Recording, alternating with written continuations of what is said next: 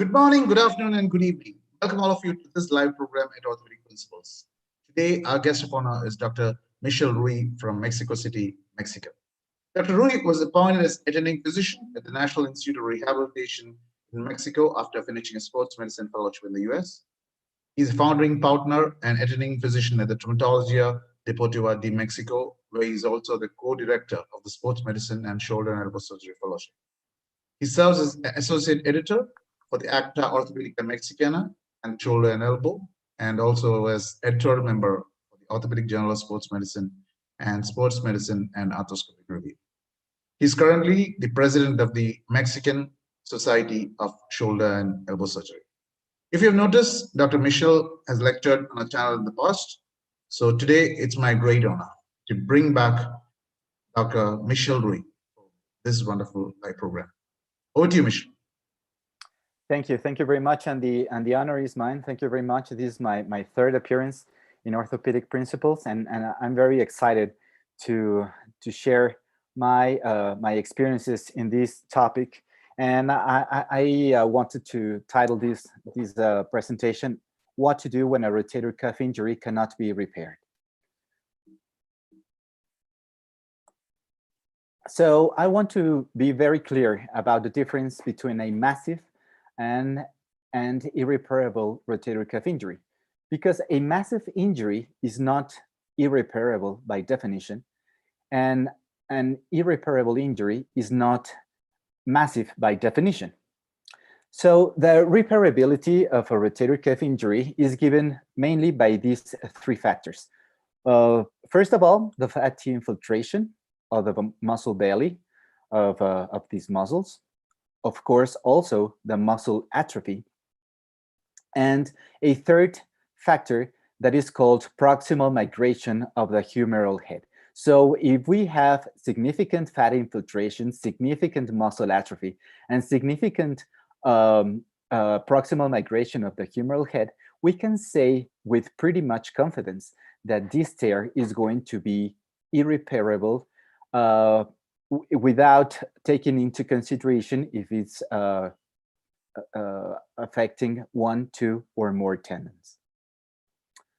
But also, a massive irreparable rotator cuff tear does not mean that you have to go to surgery just as the first step. In my practice, I almost always do this first. I am very strict about an anterior deltoid reeducation of all the patients. It's very important also to have a periscapular strengthening of all the muscles around the scapula. And also you have to retrain the remaining of the rotator cuff. And I can say with pretty much confidence that many patients will recover at least a functional range of motion for that can give them the possibility of doing and performing activities of the daily living. And of course, in many patients, in a vast majority, the pain will also diminishes to a degree that they will not be in need of a surgery. So I always want to present this slide of the late Dr. Steve Copeland, and his group back then, Dr. Ofer Levy, that it's in the UK, and in which you place the patient first in a supine position, and you begin retraining the anterior deltoid. And as the patient begins having this part of the deltoid stronger and stronger, you can move and you can incline the patient so you can increase the strength of the anterior deltoid. And as I said before, many patients can recover at least a functional range of motion. And of course, you also have to give some adjuvant treatment, like activity modification. I put here the NSAIDs with a question mark because I'm not very fond of giving long courses of NSAIDs, because we know that they have a lot of collateral undesirable effects, mainly bleeding of the GI tract. So I have in the recent years moved to non-traditional anti-inflammatories, and also pain relievers, such as CBD, that is the acronym of cannabidiol, curcumin, citicoline, and some other drugs that do not have these undesirable collateral effects that we see very frequently with a chronic use of NSAIDs. And in cases in which I have a patient with a massive irreparable rotator cuff tear, I almost never use steroid. The steroid definitely belongs to my therapeutic armamentarium, but I almost use it when there are partial rotator cuff injuries, or the patient has a long head of the biceps tenosynovitis, but the rest of the rotator cuff is almost there. So in cases of massive and irreparable rotator cuff tears, I do not use steroids. So if nothing of the latter works, then we have to locate the patient in any of these four scenarios. Just recapitulating, it will be a patient with a massive irreparable rotator cuff tear that has not responded to the anterior deltoid reeducation and has not have improvement with pharmacologic treatment also. So we have to place the patient in any of these four scenarios. The patient has a range of motion above the head, and only the pain is his or her problem. The second scenario will be the patient that can reach to the shoulder level, but also has pain. Patients with pseudo-paralysis. And the fourth scenario will be pseudo-paralysis and external rotation deficit. So in this talk, we're going to focus in the second, third, and fourth scenarios, because for me, at least in my practice, the patients that have almost complete or full range of motion, and they can do their activities of daily living, regardless of having a massive and irreparable rotator cuff tear, but they also have pain, most probably they will only be subject to an arthroscopic debridement with a biceps tenotomy, and that will be it. But in the second, third, and fourth scenarios, we have to give the patient some other options. So let's going to start with these other options. Let's start with the second scenario in which the patient has this massive irreparable rotator cuff tear, but they can reach at least at the shoulder level. In these cases, my first option is to use a bridging graft. That means that I will do an arthroscopic partial rotator cuff repair, and then I will place a graft that is going to work as a bridge between the anterior and the posterior borders of the partially repaired rotator cuff. You can use biologic or synthetic patches for these means, but in my practice, I prefer to use biologic, and I also prefer to use acellular human dermis because I have found that its thickness and its compatibility with the tendon around it, it's very good. I have to mention that there is no consensus with regard to the bridging graft in the cases in which only partial repair is possible, but we are having more and more information in the scientific literature that the results are reasonably good.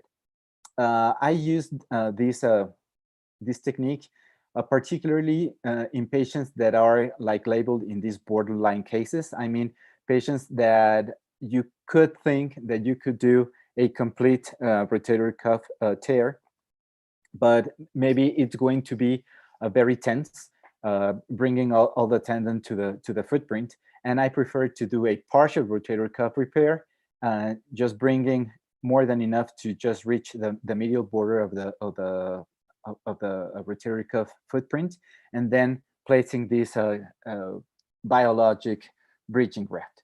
I have very few cases with very good results, and I particularly fond of this technique in patients that are wheelchair bounded. It's very difficult to have a a more aggressive treatment in these patients because they need their shoulders to transport and to live, and for everything they become their four extremities, the upper extremities, and you have to give the patients the best option with a fastest recovery and return to activities as fast as possible. Since this graft has to be very tight in order to have good integration to the rest of the rotator cuff, I like to do this technique with a mini open technique. And in this case, I'm using this biologic graft with a mini open in the anterolateral approach, bridging the anterior and posterior borders of a partially repaired rotator cuff tear. Then we have this third scenario that I talked to you before, that is these patients with pseudoparalysis. The problem with the pseudoparalysis is that there is no definite definition in the scientific community or in the literature about what pseudoparalysis really means. And then we had some extra problems because a couple of years ago, another term was introduced in the literature with the term pseudoparesis. So now we have the pseudoparalysis, we have pseudoparesis, and there is no clear definition about these about these two terms. For me, the pseudoparalysis is a patient that cannot flex or abduct the upper extremity more than 30 degrees while in a standing position or in a sitting position, but the vast majority of these patients will recover full range of motion when placing it supine. So for me, from a practical point of view, it's easier to use this definition in my clinical practice to define the pseudoparalysis in a patient. And of course, if you also have an anterior superior humeral head location, this patient for sure is going to have a pseudoparalysis. But this is an example of what I called a pseudoparalysis, a pseudoparalysis without arthritis. It's very important to mention that all these scenarios are rotator cuff tears without significant glenohumeral arthritis, because in the cases of arthritis, the pathology is completely differently approached. So in this case, I'm asking the patient to flex and abduct his upper extremity. He has a full, a massive and irreparable rotator cuff tear. I'm just protecting his identity, but believe me that the patient has significant expression of pain while trying to do the flexion and the abduction. But this same patient, when positioned in a supine position, you can see that he can fully recover the flexion and abduction. So for me, this patient, without a doubt, has a pseudoparalysis. And in these cases, then I would probably think about doing a tendon transfer. I will do a tendon transfer in patients with pseudoparalysis with external rotation deficit, and also patients that have pseudoparalysis without external rotation deficit, but with the possibility of bypassing the chance of doing a reverse shoulder arthroplasty. So in these cases, we will have to think about using the latissimus dorsi or the lower trapezius in order to recover pseudoparalysis and regaining external rotation deficit. That will imply also the fourth scenario that I talked to you before. What about the most known transfer in the literature? That is the latissimus dorsi transfer. Well, the first advantage of this technique is that a lot of surgeons have been trained in this technique since they were in residency. But the disadvantage is that many other surgeons have not. I think that these big training centers all over the world have significant experience doing this transfer of the latissimus dorsi because it has existed since many years ago. And the first aim of this tendon transfer was to recover external rotation, especially after an obstetric um, brachial plexus injury. And this is called the Lepiscopa procedure. This technique has withstood the test of time because it has existed almost 100 years ago for obstetric brachial plexus injuries, as I mentioned before. And Dr. Gerber presented the possibility of doing this same tendon transfer about 30 years ago for this kind of patients with massive irreparable rotator cuff tears that have significant difficulty for doing flexion abduction and also external rotation. It has some disadvantages, and the main disadvantages are that it may increase humeral head subluxation because the vector of this tendon transfer is different from the original supraspinatus and infraspinatus. It also requires strong and a competent deltoid. So in patients that have very weak deltoid, probably the result is not going to be as predictable and as satisfactory as we will expect or want.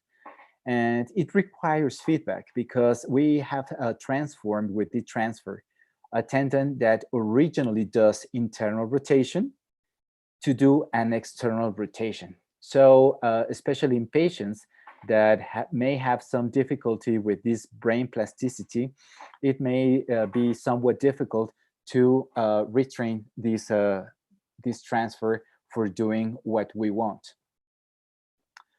The other problem with this tendon transfer is that it also requires a competent subscapularis, and the literature has stated also that the patients will have better results with a competent teres minor. So if you have significant fat infiltration of the teres minor, especially in this scenario in which we have a massive irreparable rotator cuff tears, that also is compromising the function of the teres minor, probably the latissimus dorsi transfer is not going to give us the results that we are looking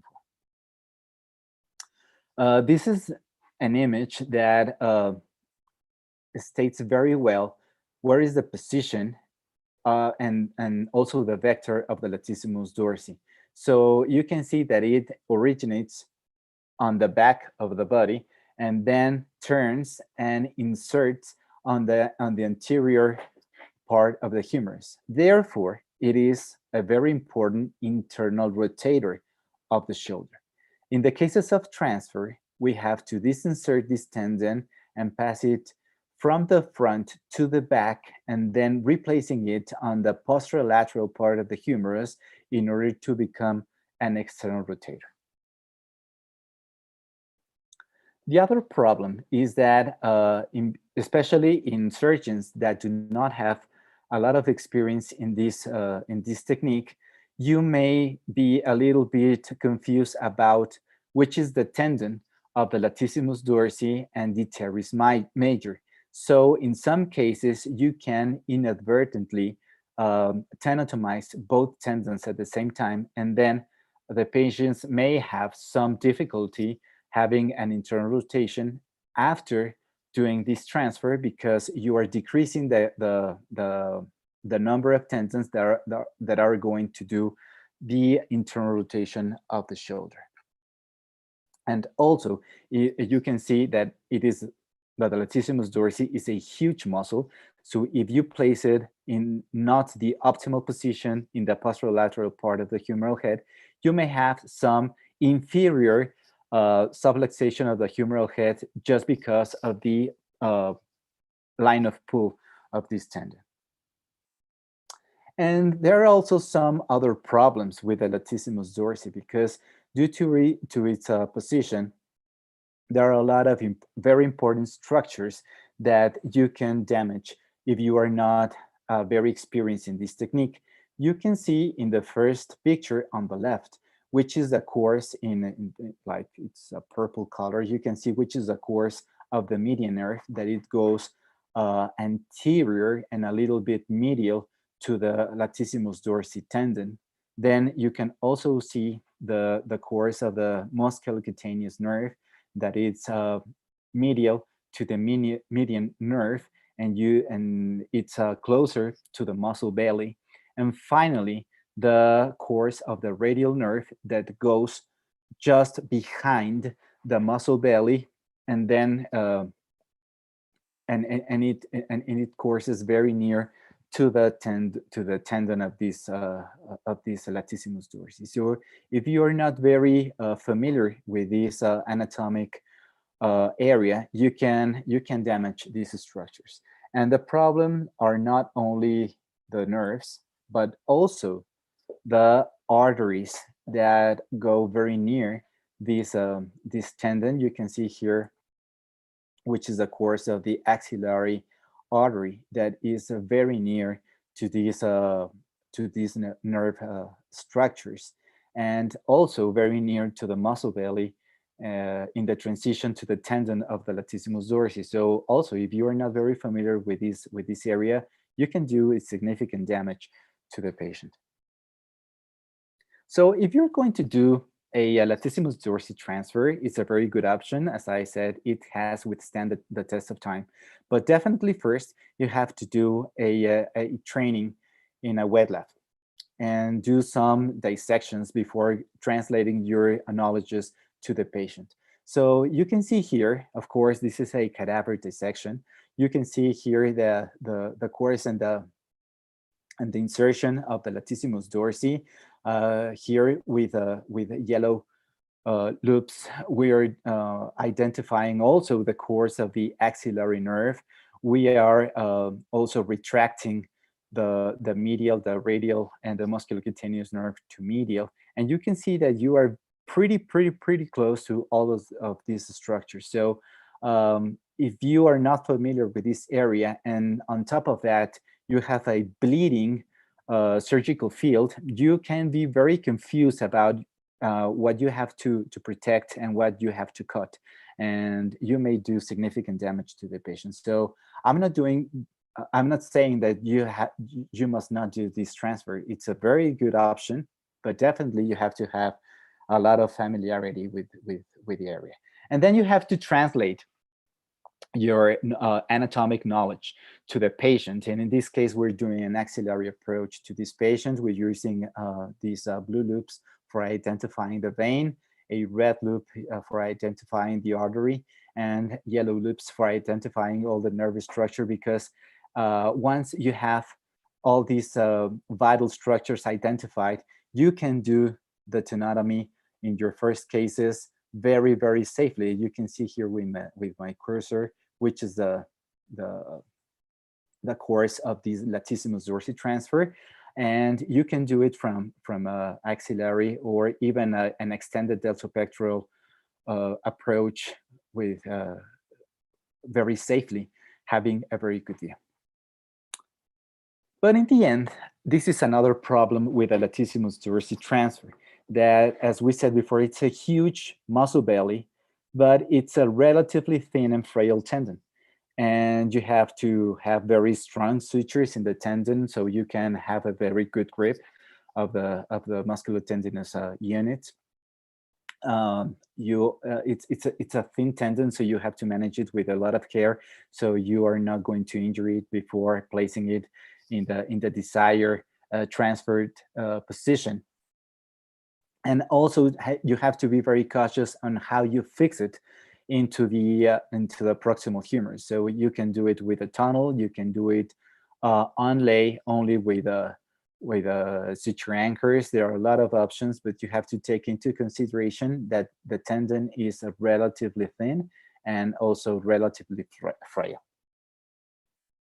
So that is why a lot of authors, you probably have heard about Dr. Bassano Hassan, that is now in Boston, that he has been a very loud promoter of doing this lower trapezius transfer as an option to the latissimus dorsi transfer. The lower trapezius transfer has a lot of advantages. The first is that the line of pull of this tendon mimics much better the line of pull of the infraspinatus if we compare it with the latissimus dorsi. Also, it is not mandatory to have a competent, strong deltoid because you need less adduction moment. It has some disadvantages. The first is that it needs a bridging graft because the tendon is not going to have enough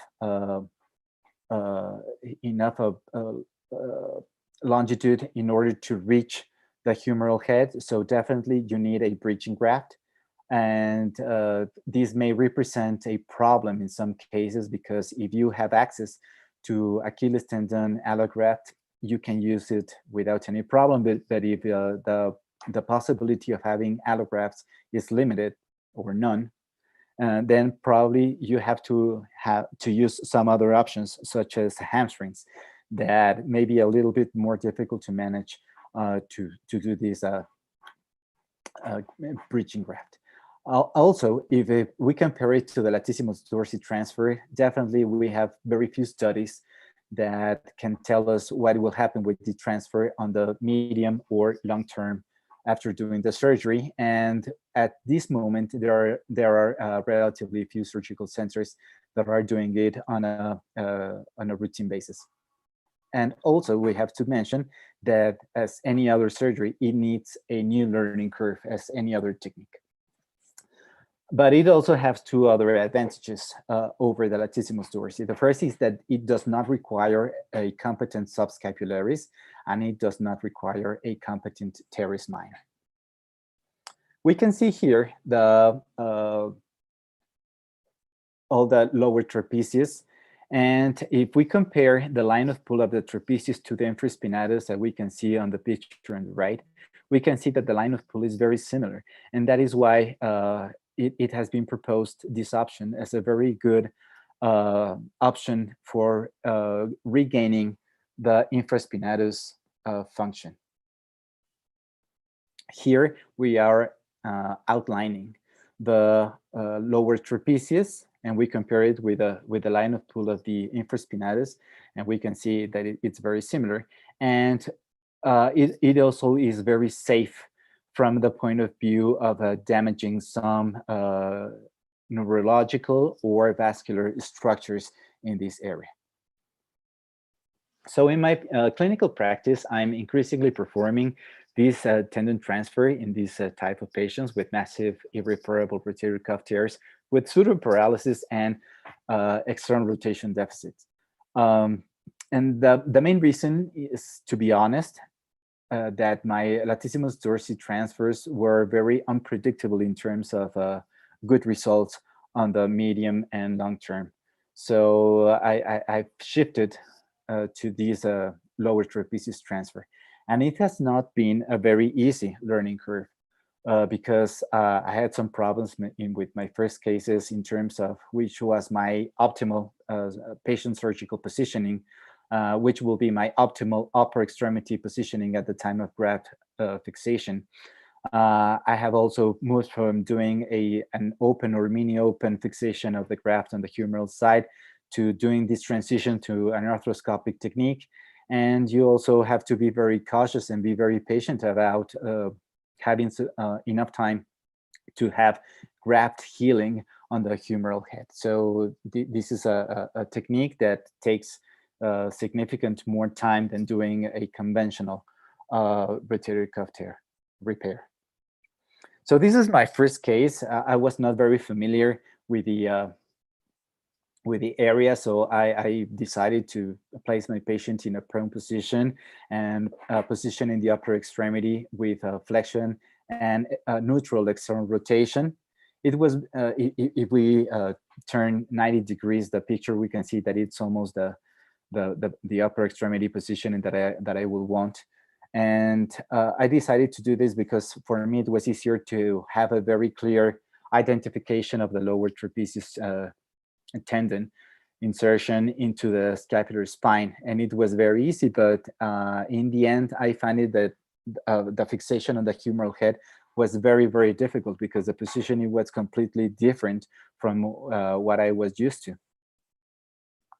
I needed a significant more, a larger approach on the humeral head. I did a posterolateral approach to a humeral head, and I did a fixation with 4 suture anchors, and at least you can see that I use here an Achilles tendon allograft, and in the end I have a very good result, but the surgery was not as comfortable as I would like. Then I'm here suturing the Achilles tendon to the tendon of the lower trapezius, and I was very pleased with the result. You can see that both approaches here. My first approaches required significant large incisions, but then I was a little bit concerned about the healing on the humeral side, because even though the literature states that the healing is very good, even if you're using an allograft, using a onlay allograft on the humeral side was not giving me the satisfaction, because I have to wait a lot of weeks to have a healing of an allograft to the humeral head. So I was wondering which will be a better option to have the same results without waiting so much time. So I decided to do first a modification and doing an arthroscopic fixation or passing of the tendon. And also I decided to use the bone block of the Achilles tendon allograft inside the humeral head. And in this way, I will have bone inside bone that is going to be fixed with an interference screw. And that will give me a little bit more confidence about the healing of the graft on the humeral side. And I am pretty confident of the healing on the scapular side, because as you are going to see a little bit later in this talk, I am going to like hug the lower trapezius tendon with my allograft. So it is a little bit difficult to do the arthroscopic modification, because you have to have your fields, your surgical fields, very medial, almost covering up to the spine. You have to have a very clear view of the medial border of the scapula. I'm using this positioner in order to have the optimal position of the shoulder at the time of graft fixation, but it turned out to be a better option. So in this first picture, I'm doing the harvest of the lower trapezius from its insertion on the scapular spine. You have to be very cautious about not injuring the nerve on the medial side. You can almost always see it, and this way you can prevent any injury. And then I'm passing my Achilles tendon allograft from an anterolateral portal, so I can use it and I can fix it on the humeral side. So in this video I'm doing, and as you can see, I'm having there a bone block of the calcaneus that I'm going to use inside the humeral head.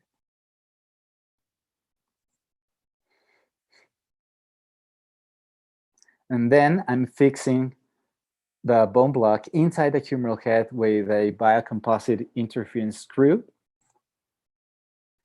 And this will be the final result.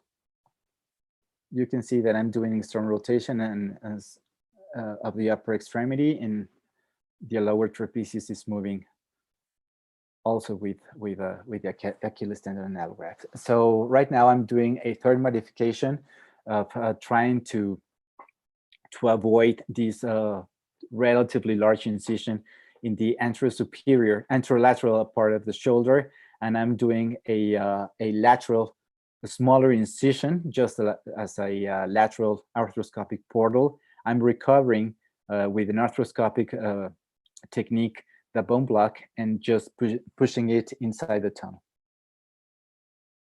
So that is the tendon transfers that we have as an option for the infraspinatus and supraspinatus, but also the subscapularis has and needs in some cases some tendon transfers. So please do not forget this tendon. You can do some tendon transfers in order to recover the internal rotation ability of this tendon. And you can see, although it is not the most frequent cases in some chronic and chronic degenerative tears of the subscapularis, these three images are stating very well how would you see a complete subscapularis tear with significant retraction and significant fatty infiltration. But we also have to say that, unfortunately, the most frequent cause of subscapularis insufficiency is due to iatrogenic insufficiency. And this is because we do a lot of complete anatomy of the subscapularis in a lot of open shoulder surgery technique, open shoulder surgery techniques. So an alternative to doing a complete tenotomy is doing an inverted L tenotomy. But even in those cases, if you do not do a very stable fixation of the subscapularis, you're going to have an insufficiency of the subscapularis, and that it may require some tendon transfer.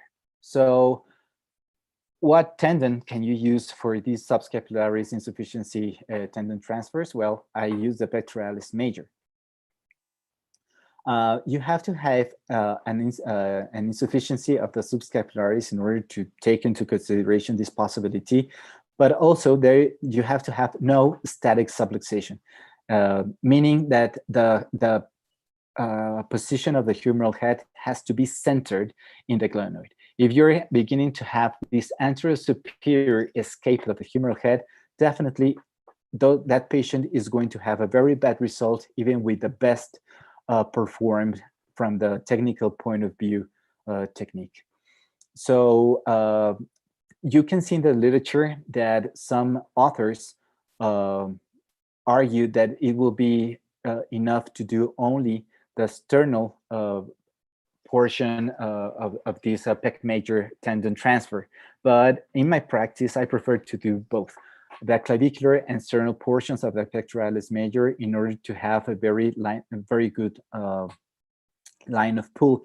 And there is also controversy in the literature if you should do this transfer above the coracoid and cojoint tendon, or under the coracoid and under the cojoint tendon. In my practice, I prefer to do it below the coracoid and below the cojoint tendon, because I think this mimics a little bit better the line of pull of the subscapularis. So I'm here presenting what you should do. First, you have to do a complete anatomy of the pectoralis major. Once you do a complete anatomy of the pectoralis major, you have to have a very good dissection of the posterior border of this tendon in order to have a very good excursion. Then you have to be very careful, because you have to have a very good dissection of the medial border of the cojoint tendon, and you have to be very cautious, because if you do it blindly, there is a very good chance of damaging the musculocutaneous nerve. So once you do this dissection, I always put an angled clamp in order to have the cojoint tendon towards me, and bringing the cojoint tendon far from the musculocutaneous nerve, and then safely doing the transfer of the pec major under the cojoint tendon, as you can see in this picture. So you can safely go with your pec major under the cojoint tendon with very good excursion. So you can have it as a very good internal rotator, and also it will not prevent external rotation because you have a very tight muscle.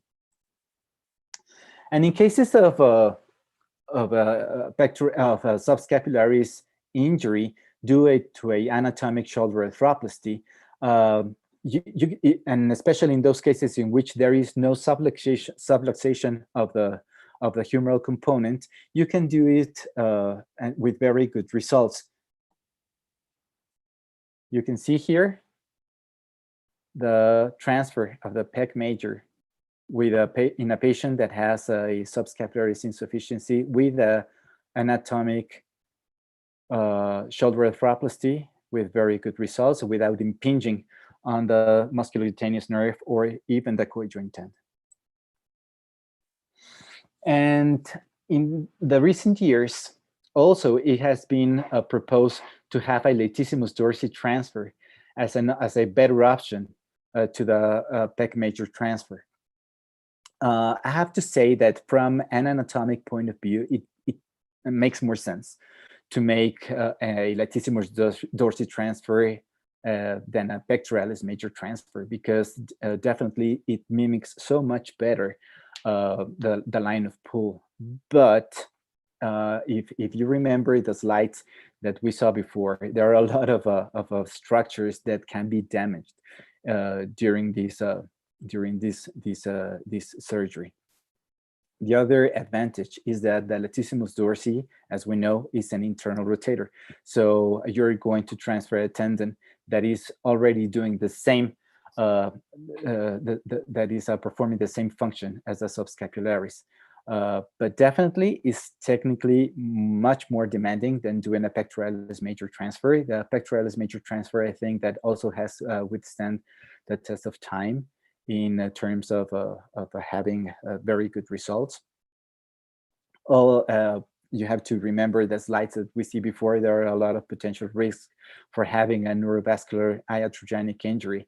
And also there are very few published series. So it's a very good option, but still you have to think if it's going to be a much better option to the pectoralis major, and put on the balance the disadvantages and advantages of doing this technique. And I always talk to my residents and fellows about this concept of the Scott's parabola that was proposed some years ago by a gynecologist. And it talks about the rise and fall of a surgical technique, in which you always start with a very promising idea, and at first you have encouraging reports, and it has a lot of a spotlight because it's a very elegant technique, and soon it becomes the standard treatment. And then with time, you can see that in some cases it can do more damage than good, and maybe it's becoming to do to be done less and less and less and less until you see that probably this technique was more harmful than helpful. And let's see what happens in the future with all these new surgical techniques. And I'm in this regard, I'm talking about lower trapezius transfer and also the latissimus dorsi transfer for subscapularis insufficiency. So it's very important to see that these very new techniques, but we have to be very cautious about without doing them just because there is a social or even some peer pressure. You have to be very conscious and be very secure about what you're going to do in order to help your patient in the best way. Thank you very much. Thank you, Michel. Fantastic presentation. Very well explained. Thank you very much. Yeah, just a few questions. Yes. Now, Michel, you have mentioned the use of acellular human dermis as an option, right? So yes. Have you used the fascia lata of the thigh in the past? I've used some in some cases the fascia lata. I have some herniation of the muscle belly that caused some aesthetic compromise and some residual pain in the patient. So if I have the option of doing an allograft, a dermis allograft in those patients, I would prefer, but it's very important to mention that the fascia lata definitely is a very good option in this type of patients. And do you equate your acellular dermis with the superior capsular reconstruction? Because that is the procedure, that is a trend today, right? Superior capsular reconstruction doing arthroscopically. Yes, to be honest, I do not. I'm not very fond of the superior capsular reconstruction. I definitely prefer to do. If I'm only able to do partial repairs, I will use this bridging graft. And in some other cases, I will definitely go with a tendon transfer. I still haven't adopted the superior capsular reconstruction as a standard of care for my patients. Thank you, Michelle, for that. You've mentioned that you've used the Achilles tendon as an intermediary graft when you do the trapezius, right? So then the issue is Yes. there are two links, right? So getting the tension right is going to be a bit difficult, isn't it? Could you repeat the question, because I didn't hear it very well? No, when you use the Achilles tendon graft as a bridging graft, you have two links, isn't it? Two links, two sutures. So getting the right tension is, how do you do that? I mean, do you keep it tight in external rotation? Because I remember, I mean, your video, it shows the internal rotation moment. So at what position do you keep maximum tension? So it's a lot of like having this feel of having the right tension. So first I'm using this positioner. So first I'm going to stand up just a little bit. I do first about 45 degrees of external rotation, and then 60 degrees of abduction. So in this case, the patient is going to be like in this position, and then I have my sutures on the lower trapezius tendon, and I'm pulling with relatively strength to have the greatest excursion, and then I'm pulling the Achilles tendon in that position. So just when I feel that is like the tension that the transfer should have, then I suture the graft to the tendon. But it's like it's very subjective, and I think I rely on these three things to have like the optimal tension for my fixation technique. Thank you, Michelle. The other last question before we wind up is, do you have experience with the subacromial balloon spacer? I mean, that's also a couple of Israeli surgeons have come up with a subacromial balloon, which keeps the humeral head in a depressed position. I have very, very, very few cases, probably like 3 or 4 cases, because the balloon came to Mexico about 2 years ago. And then it was like this company was acquired by a very large company. So all the process for re-entering the country has to be done all over again. So we already have the option, but just until now. When it first came to Mexico, I just had like 3 or 4 cases. I had good results, but the patients were very low demanding patients. I mean, there were patients, yes, all the cases were older than 80 years old. They have a very, very, very little glenohumeral arthritis. They all had pseudoparalysis, and they were able to recover at least 90 degrees of flexion and a little bit less of abduction, but there was no pain. I don't know if the pain relief was because of the tendon, of the tenotomy of the biceps, or of this subacromial spacer. But the patients were very, very happy with the results. But I think we still need a lot of more information to use it as a standard of care in patients, and probably in very demanding patients or relatively young patients, it will not be my first option. Thank you, Michelle. I think that's all the questions that we have for this session. Fantastic presentation. Thank you. A lot of new insight. Thank you very much. And we really look forward to one more lecture from your side later on. Thank you very much for joining in. Definitely. Thank you very much. Thank you very much for the invitation, and please keep safe. Bye-bye.